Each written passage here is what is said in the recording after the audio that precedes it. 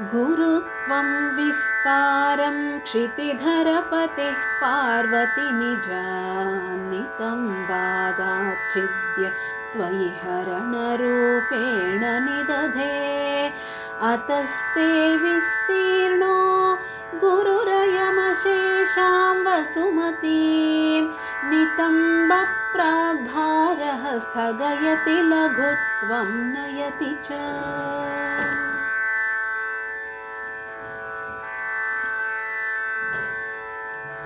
करीन्द्राणां शुण्डान् कनककदलीकाण्डपटलीमुभाभ्यामूरुभ्याम् उभयमपि निर्जित्य भवति सुवृत्ताभ्यां पत्युः प्रणति कठिनाभ्यां गिरिसुते विधिज्ञे जानुभ्यां विबुधकरिकुम्भद्वयमसि।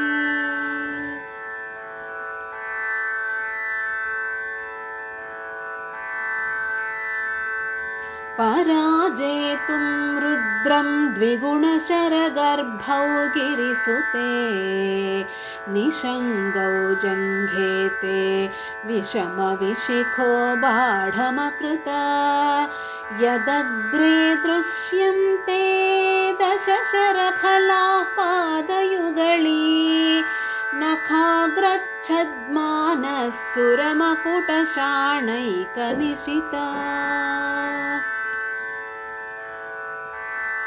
श्रुतीनामूर्धानो दधति तव यौ शेखरतया ममाप्येतौ मातः शिरसि दयया देहि चरणौ ययोः पाद्यं पातः पशुपतिजटाजूटतटिनी ययोर्लाक्षलक्ष्मीररुणहरिचूडामणिरुचिः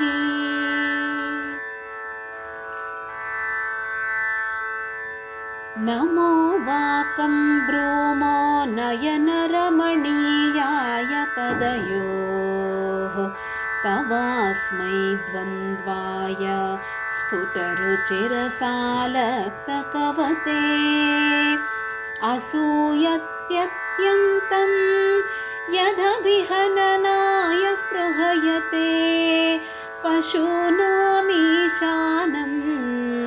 प्रमदवनकं केळितरवे।